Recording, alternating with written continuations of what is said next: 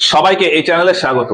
অঙ্গ মারাঠা, অঙ্গ কর্ণাটক, অঙ্গ মহীশূর এবং অঙ্গ শিখ যুদ্ধ, এছাড়া পলাশী এবং বক্সারের যুদ্ধ সম্পর্কিত ডেট ও অন্যান্য যে গুরুত্বপূর্ণ বিষয়গুলি রয়েছে, যেগুলো এক্সাম পার্সপেক্টিভ থেকে খুবই ইম্পর্টেন্ট, সেগুলোই আজকের এই একটা ভিডিওতেই বলে দেবো। আশা করি এই ভিডিওটা তোমাদের ইন্ডিয়ান হিস্ট্রি পড়া এবং বোঝার জন্য খুবই হেল্পফুল হবে। তো প্রথমেই আসি অঙ্গ মারাঠা যুদ্ধ নিয়ে। অঙ্গ মারাঠা যুদ্ধে টোটাল তিনটে যুদ্ধ হয়, 1765 থেকে 1782, 1803 থেকে 1805 আর 1817 থেকে 1819। আমরা এখানে সমস্ত যুদ্ধ সম্পর্কে কম্প্যাক্ট করে একটা নোট তৈরি করেছি, ভিডিও লাস্টে গিয়ে এর একটা স্ক্রিনশট নিয়ে নিতে পারো। তো মারাঠা যুদ্ধে কি বললাম, তিনটে যুদ্ধ, 1775 থেকে 82, 1803 থেকে 5, 1817 থেকে 19। আর নর্মালি যে কোনো যুদ্ধে কি হয়, যুদ্ধের পরে গিয়ে সন্ধি হয়ে যায়, কিন্তু এই মারাঠা যুদ্ধের ক্ষেত্রে যুদ্ধ শুরু হওয়ার আগেই চুক্তি হয়েছিল। ফলে তিনটে যুদ্ধের জন্য তিনটে চুক্তি, সুরাটের চুক্তি, বেসিনের চুক্তি, পুনের চুক্তি।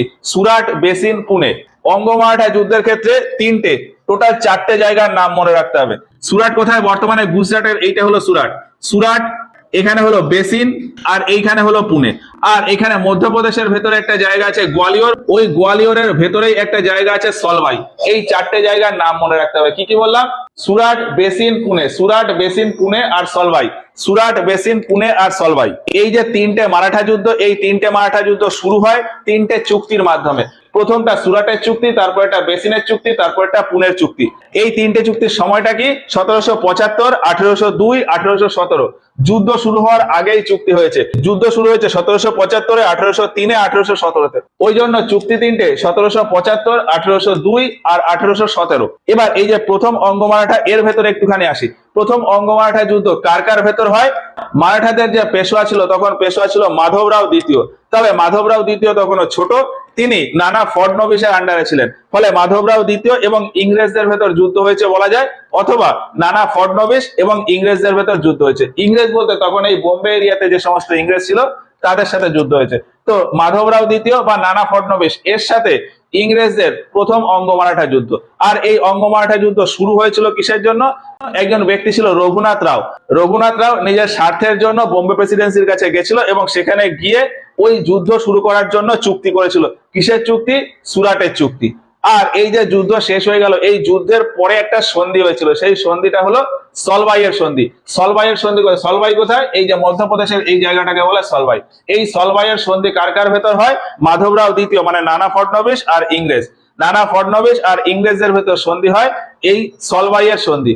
সলবাইয়ের সন্ধি কখন হয়, প্রথম অঙ্গ মারাঠা যুদ্ধের পরে। আর প্রথম অঙ্গ মারাঠা যুদ্ধ শুরুর সময় একটা চুক্তি হয়েছিল, সুরাটের চুক্তি।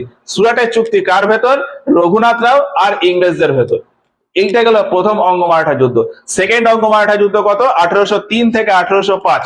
এই যুদ্ধটা শুরু হওয়ার আগে চুক্তি হয়েছিল, যুদ্ধ শুরু হওয়ার আগে চুক্তি হয়েছিল। আর এই চুক্তিটা হয়েছিল 1802 খ্রিস্টাব্দের 31 ডিসেম্বর।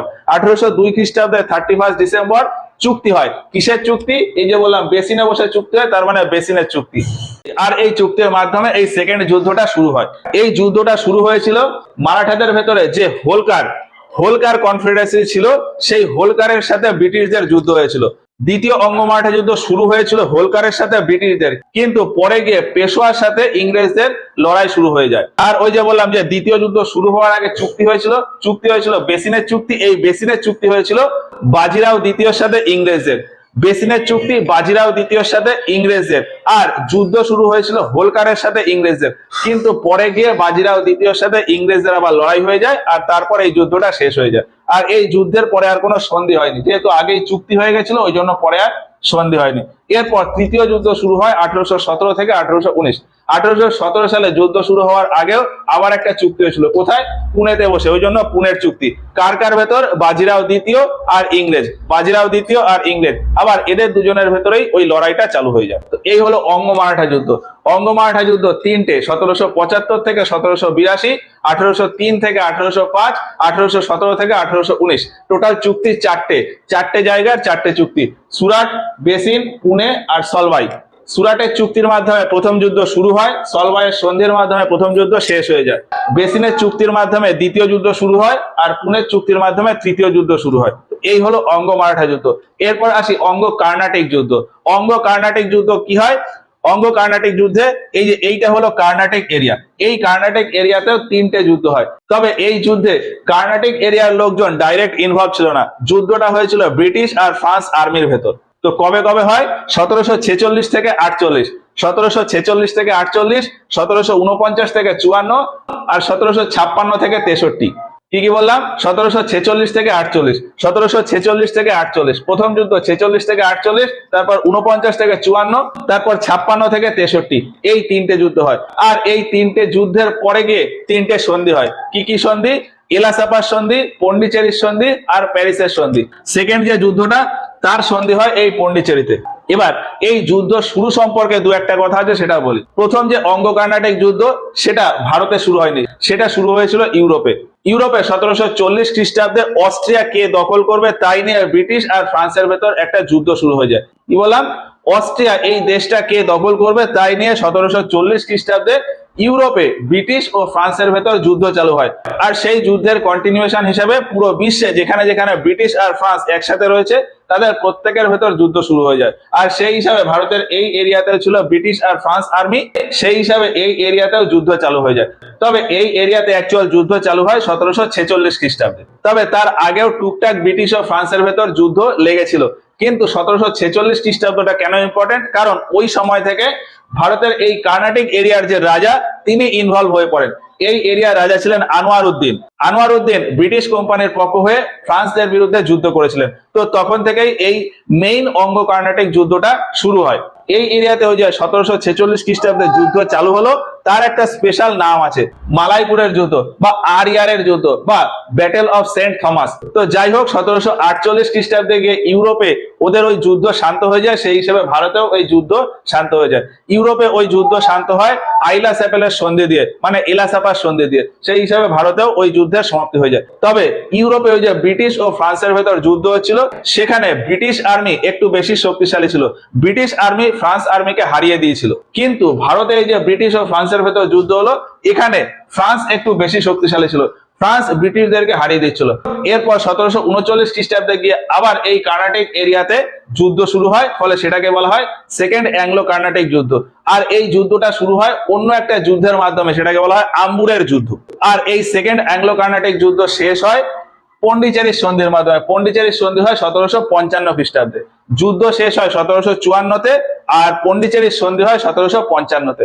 এরপর থার্ড অ্যাংলো কর্ণাটিক যুদ্ধ, সেটারও কারণ ওই ইউরোপে আবার ওই ব্রিটিশ ও ফ্রান্সের ভেতর যুদ্ধ চালু হয়ে যায় 1756 খ্রিস্টাব্দে। কিন্তু সেই যুদ্ধের কন্টিনিউয়েশন হিসাবে ভারতে যুদ্ধ চালু হয় 1758 খ্রিস্টাব্দে। 1758 খ্রিস্টাব্দে ফ্রান্স হঠাৎ করে ব্রিটেনের উপর আক্রমণ করে এবং তখন এই এরিয়াতে যুদ্ধ চালু হয়ে যায়। আর ব্রিটিশ ও ফ্রান্স এদের ভেতর যুদ্ধ হতে হতে 1760 খ্রিস্টাব্দে গিয়ে এই কর্ণাটিক এরিয়া রাজার সাথে একটা যুদ্ধ চালু হয়ে যায়, যে যুদ্ধটাকে বলে বন্দিবাসের যুদ্ধ। তো 1760 খ্রিস্টাব্দে বন্দিবাসের যুদ্ধ। ইউরোপে যুদ্ধ চালু হয় 1756 খ্রিস্টাব্দে। তার কন্টিনিউয়েশন হিসাবে ভারতে অ্যাংলো কর্ণাটিক যুদ্ধ শুরু হয় 1758 খ্রিস্টাব্দে। আর তারই একটা পার্ট হলো বন্দিবাসের যুদ্ধ 1760 খ্রিস্টাব্দে। ফাইনালি 1763 খ্রিস্টাব্দে গিয়ে ইউরোপে ওই যুদ্ধের সমাপ্তি হয়ে যায় প্যারিসের সন্ধির মাধ্যমে। এবার 1756 থেকে 1763 পর্যন্ত এই 7 বছর ধরে যুদ্ধ চলে।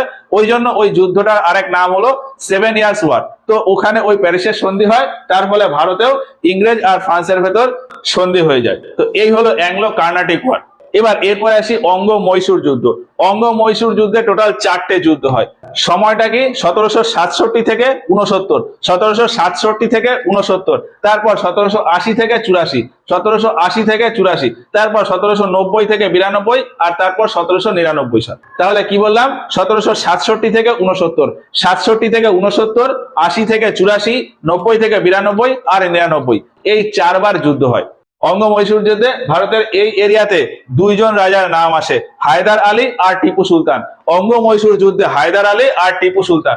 আর এখানেও আমাদের 3টে সন্ধি হয়, 3টে জায়গার নাম আছে। প্রথমে আমি নামগুলো দেখাই। প্রথমটা হলো চেন্নাই বা মাদ্রাস, এই হলো মাদ্রাস। এইখানে হলো ম্যাঙ্গালোর আর এইখানে হলো শ্রীরঙ্গপট্টনম। মাদ্রাস, ম্যাঙ্গালোর আর শ্রীরঙ্গপট্টনম, মাদ্রাস, ম্যাঙ্গালোর আর শ্রীরঙ্গপট্টনম। অঙ্গ মহীশূর যুদ্ধে 3টে সন্ধি হয়, মাদ্রাস, ম্যাঙ্গালোর আর শ্রীরঙ্গপট্টনম, মাদ্রাস, ম্যাঙ্গালোর আর শ্রীরঙ্গপট্টনম। প্রথম 3টে যুদ্ধে 3টে সন্ধি হয়, লাস্টের যুদ্ধে আর কোনো সন্ধি হয়নি।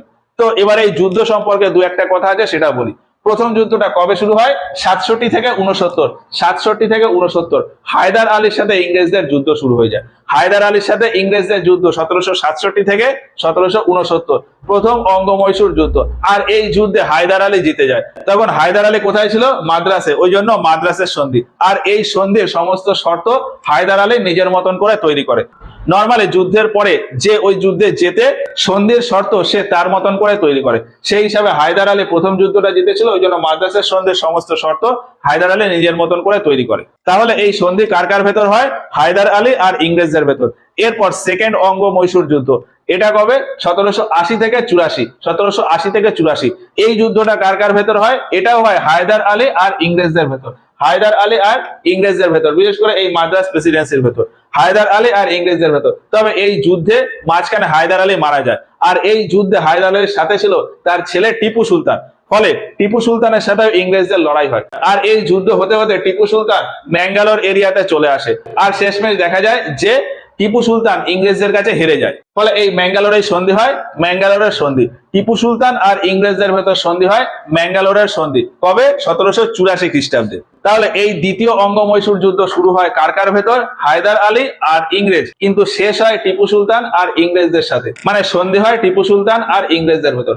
এরপর আসি 3 নম্বর যুদ্ধ, তৃতীয় অঙ্গ-মহীশূর যুদ্ধ। কবে হয়? 1790 থেকে 92। তৃতীয় অঙ্গ-মহীশূর যুদ্ধ 1790 থেকে 1792। এটা কার কার ভেতর হয়? এটা হয় টিপু সুলতান আর ইংরেজদের ভেতর। টিপু সুলতান আর ইংরেজদের ভেতর। এই যুদ্ধেও ইংরেজরা জিতে যায়। ফলে এই যুদ্ধের পরে যে সন্ধি হয়, সেই সন্ধিটা কোথায়? সেটা শ্রীরঙ্গপত্তনমে বসে। তৃতীয় যুদ্ধের সমাপ্তি হয় শ্রীরঙ্গপত্তনমে। ফলে সন্ধিটা হয় শ্রীরঙ্গপত্তনমের সন্ধি। আর এই সন্ধির সমস্ত শর্ত ইংরেজরা তাদের মতন করে তৈরি করে। আর এরপরে লাস্ট ফোর্থ অঙ্গ-মহীশূর যুদ্ধ শুরু হয় 1799 খ্রিস্টাব্দে, এবং সেটা অল্প দিনের ভিতরে শেষ হয়ে যায়, মানে 1799তেই শেষ হয়ে যায়। এই যুদ্ধে কে ছিল? টিপু সুলতান আর ইংরেজদের ভেতরে হয় এই চতুর্থ অঙ্গ-মহীশূর যুদ্ধ। আর এই যুদ্ধে টিপু সুলতান মারা যায়। এখন টিপু সুলতান যখন মারা যায়, ফলে এই যুদ্ধের পরে আর কোনো সন্ধি হয়নি। তো এই হলো অঙ্গ-মহীশূর যুদ্ধ। এরপর আসি অঙ্গ-শিখ যুদ্ধ। অঙ্গ-শিখ যুদ্ধ কোথায়? এই এরিয়াতে। অঙ্গ-শিখ যুদ্ধে একটা জায়গার নামে ইম্পর্টেন্ট, সেটা কোথায়? সেটা হলো লাহোর। এই যে এইখানে হলো লাহোর, এই লাহোরে হয় অঙ্গ-শিখ যুদ্ধের সন্ধি। অঙ্গ-শিখ যুদ্ধ 1800 খ্রিস্টাব্দের পর 1845 থেকে 46 আর 1848 থেকে 49। এর আগে এই যে তিনটে যুদ্ধ করলাম, এই তিনটাই কিন্তু 1700 খ্রিস্টাব্দে, মানে 1700 খ্রিস্টাব্দের পরে। শুধু অঙ্গ-শিখ যুদ্ধটা গিয়ে দেখা যায় যে 1800 খ্রিস্টাব্দের পর, মানে মহাবিদ্রোহের আগে আগে 1845 থেকে 46। এই যে 1845 থেকে 46 আর 48 থেকে 49। তো প্রথম অঙ্গ-শিখ যুদ্ধ সম্পর্কে আসি। প্রথম অঙ্গ-শিখ যুদ্ধ শুরু হয় শিখ আর্মিদের সাথে ইংরেজদের লড়াইতে।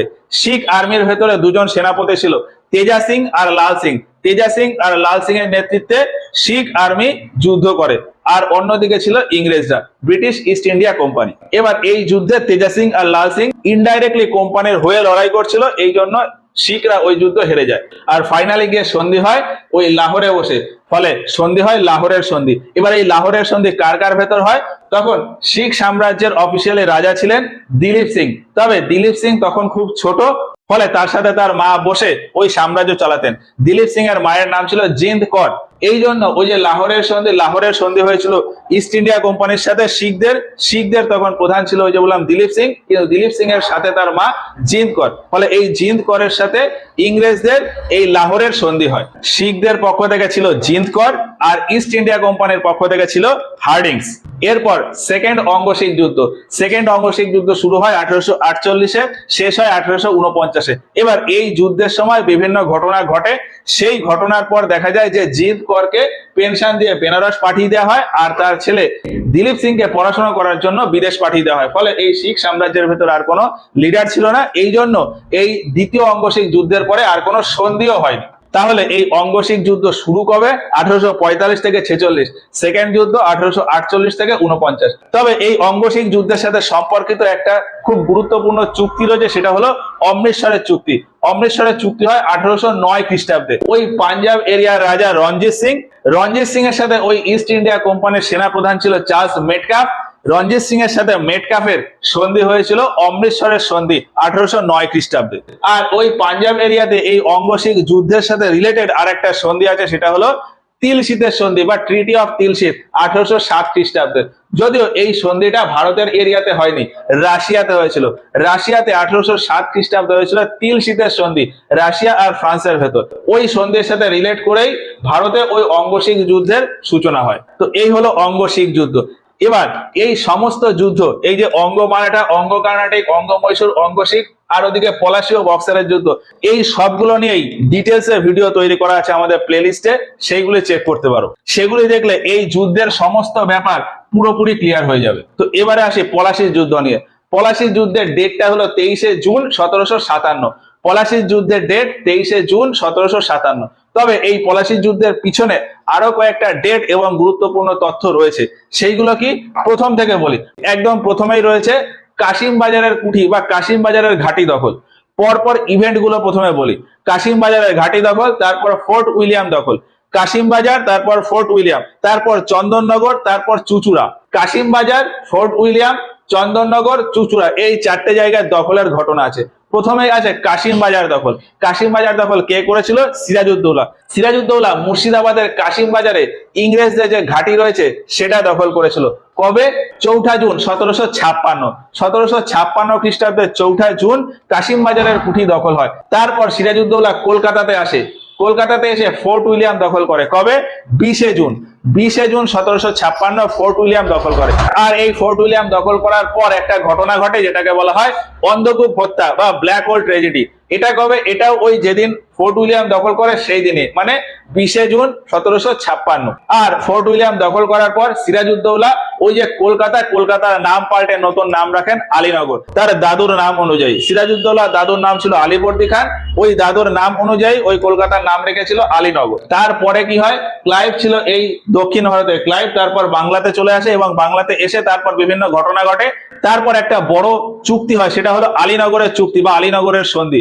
সিরাজউদ্দৌলা আর রবার্ট ক্লাইভ এদের দুজনের ভেতরে একটা সন্ধি হয়েছিল, আলীনগরের সন্ধি। সেটা কবে? সেটা হলো 9 ফেব্রুয়ারি 1757। 9 ফেব্রুয়ারি 1757 সিরাজউদ্দৌলা আর রবার্ট ক্লাইভ এদের দুজনের ভেতর সন্ধি হয়, আলীনগরের সন্ধি। আর এই সন্ধির পরে সিরাজউদ্দৌলা মুর্শিদাবাদে ব্যাক করে যায়। তারপর ক্লাইভ চন্দননগর দখল করে। কবে দখল করে? 23শে মার্চ। 23শে মার্চ 1757 রবার্ট ক্লাইভ ফরাসি বা ফ্রান্সদের যে ঘাঁটি চন্দননগর, সেই চন্দননগর দখল করে। আর তারপর বিভিন্ন ঘটনার পরে পলাশীর যুদ্ধ হয়। পলাশীর যুদ্ধ কবে? 23শে জুন। পলাশীর যুদ্ধ 23শে জুন 1757। এই পলাশীর যুদ্ধে ব্রিটিশ আর্মি সিরাজউদ্দৌলার ওই আর্মিকে হারিয়ে দেয় এবং সিরাজউদ্দৌলাকে সরিয়ে দিয়ে মির্জাফরকে বাংলার মসনদে বসায়। মির্জাফর কবে বাংলার মসনদে বসে? পলাশীর যুদ্ধের 3 দিন পর, মানে 26শে জুন। 23শে জুন পলাশীর যুদ্ধ হয়, তারপর 26শে জুন মির্জাফর বাংলার মসনদে বসে এবং তার মোটামুটি 1 সপ্তাহ পরে গিয়ে সিরাজউদ্দৌলাকে হত্যা করে দেওয়া হয়। কবে? 2রা জুলাই। 2 জুলাই 1757 সিরাজউদ্দৌলাকে হত্যা করে দেওয়া হয়। তারপর ইংরেজদের আরো একটা দখল হয়, সেটা হলো চুচুড়া দখল। চুচুড়াতে ছিল ডাচ কোম্পানি, ডাচ বা ওলন্দাজ কোম্পানি। ওলন্দাজ কোম্পানিকে হারিয়ে চুচুড়া দখল করে নেয়। তখন একটা যুদ্ধ হয়, বিদারার যুদ্ধ। 25শে নভেম্বর 1759। 25শে নভেম্বর 1759 এই তারিখে ডাচ কোম্পানির সাথে ব্রিটিশ কোম্পানির যুদ্ধ হয়, বিদারার যুদ্ধ। আর এই যুদ্ধের পর ব্রিটিশ কোম্পানি ডাচ কোম্পানিকে হারিয়ে দিয়ে চুচুড়া দখল করে নেয়। তারপর একটা গুরুত্বপূর্ণ ঘটনা ঘটে যেটাকে বলা হয় বাংলার শান্তিপূর্ণ ক্রান্তি বা রেভলিউশন অফ 1760। এই সময় কি হয়? মির্জাফরকে সিংহাসন থেকে সরিয়ে দিয়ে মীর কাসিমকে বসানো হয়। ডেটটা কবে? 20শে অক্টোবর 1760। ডেটটা কবে? 20শে অক্টোবর 1760। আর তারপর একটা বড় ঘটনা ঘটে, সেটা হলো বক্সারের যুদ্ধ। বক্সারের যুদ্ধের ডেট 22শে অক্টোবর 1764। বক্সারের যুদ্ধ 22শে অক্টোবর 1764। এই যুদ্ধে কি হয়? একদিকে ছিল দিল্লির শাসক শাহ আলম দ্বিতীয়, অবধের শাসক সুজাউদ্দৌলা আর মীর কাসিম, এই 3 জনের মিলিত আর্মি। আর অন্যদিকে ছিল হেক্টর মুনরো আর তার আর্মি। এই বক্সারের যুদ্ধে হেক্টর মুনরো সবাইকে হারিয়ে দেয় এবং তারপর একটা সন্ধি হয়। কার কার সাথে সন্ধি হয়? শাহ আলম দ্বিতীয় আর সুজাউদ্দৌলা, এই দুজনের সাথে দুটো সন্ধি হয়। আর এই দুটো সন্ধিকেই একসাথে বলা হয় এলাহাবাদের সন্ধি। এই যে এইখানে হলো এলাহাবাদ, এই এলাহাবাদে বসে শাহ আলম দ্বিতীয় আর সুজাউদ্দৌলা এই দুজনের সাথে সন্ধি হয়, ওই জন্য ওই সন্ধির নাম হয়ে যায় এলাহাবাদের সন্ধি। এলাহাবাদের সন্ধিতে দুটো সন্ধি আছে, একটা হলো শাহ আলম দ্বিতীয়র সাথে, একটা হলো সুজাউদ্দৌলার সাথে। আর এরপর বাংলাতে দ্বৈত শাসন শুরু হয়ে যায়। 1765 খ্রিস্টাব্দে বাংলার এই এরিয়াতে শুরু হয়ে যায় দ্বৈত শাসন, আর এই দ্বৈত শাসনটা কন্টিনিউ হয় 1772 খ্রিস্টাব্দ পর্যন্ত। 1765 থেকে 1772 এই 7 বছর ধরে চলে বাংলার এই এরিয়াতে দ্বৈত শাসন বা ডুয়েল গভর্নমেন্ট। তো পলাশীর যুদ্ধের ডেট 23শে জুন 1757, বক্সারের যুদ্ধের ডেট 22শে অক্টোবর 1764। তো এই হচ্ছে এই সমস্ত যুদ্ধ নিয়ে ছোটখাটো কিছু বিষয়। আর ওই যে বললাম যে এই সমস্ত যুদ্ধ সম্পর্কে ডিটেলস এ ভিডিও তৈরি করা রয়েছে আমাদের চ্যানেলের ওই ইন্ডিয়ান হিস্ট্রি প্লেলিস্টে, ওই ভিডিওগুলো চেক করতে পারো। তো আজকের মতো ভিডিওটা এই পর্যন্তই। ভিডিওটা ভালো লাগলে একটা লাইক করো, এই ভিডিও সম্পর্কে তোমাদের মতামত আমাদেরকে কমেন্ট বক্সে দিও, আর এই পুরো ভিডিওর এই ব্যাপারগুলো বুঝতে পারলে কিনা জানিও, আর চাইলে তোমরা এর একটা স্ক্রিনশট নিয়ে নিতে পারো।